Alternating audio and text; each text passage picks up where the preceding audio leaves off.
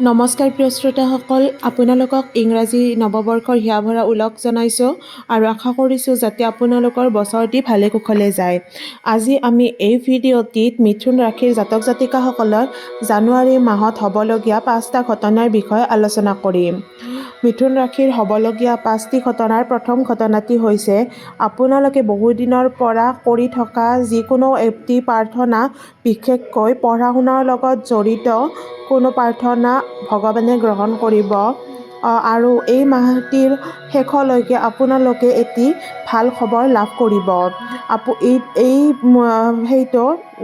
প্ৰাৰ্থনাটো বিশেষকৈ পঢ়া শুনাৰ লগত জড়িত। যদি আপোনালোকে বাহিৰলৈ পঢ়িবলৈ যাবলৈ চেষ্টা কৰিছে তেনেকুৱা ধৰণৰ হ'ব পাৰে। দ্বিতীয় ঘটনাটি হৈছে এই মাহটোৰ আপোনালোকে অন্যৰ সহায় লাভ কৰিব। মিথুন ৰাশিৰ জাতক জাতিকাসকলে অন্য লোকৰ সহায় ল'বলৈ বহুত টান পায় আৰু তেওঁলোকে নিজে কামবিলাক কৰিবলৈ চেষ্টা কৰে।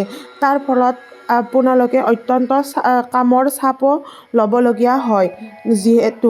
গতিকে এই মাহত তেনেকুৱা ধৰণৰ নহ'ব। আপোনালোকে অন্যৰ সহায় ল'ব আৰু অন্যৰ সহায় লোৱাৰ বাবে আপোনালোকৰ সকলোবোৰ কাম সুকলমে পাৰ হ'ব। তৃতীয় ঘটনাটো হৈছে আপোনালোকৰ কথাত বহুতো মানুহ মন্ত্ৰমুগ্ধ হ'ব আৰু আপোনালোকে আপোনালোকৰ কথাৰ দ্বাৰাই বিভিন্ন ধৰণৰ কাম কৰিব পাৰিব। চতুৰ্থটি ঘটনা হৈছে এই মাহত আপুনি নিজক পৰিৱৰ্তন হোৱা অনুভৱ কৰিব আৰু আপোনালোকে চেষ্টা কৰিব যাতে আপোনালোকে সদায়ৰ বাবে নিজক অত্যন্ত পৰিৱৰ্তন কৰিব পাৰে আৰু তাৰ ফলত আপোনালোকে বহুত উৎসাহ লাভ কৰিব। পঞ্চমটি ঘটনা হৈছে এই মাহটোত আপোনালোকে ঈশ্বৰৰ পৰা বিভিন্ন ধৰণে সহায় লাভ কৰিব। লগতে যদি কিবা সমস্যাত পৰে তেতিয়াহ'লে আপোনালোকক ঈশ্বৰে বাট মোকলাই দিব আৰু বিভিন্ন ধৰণৰ এঞ্জেল নাম্বাৰ আপোনালোকে দেখা পাব পাৰে।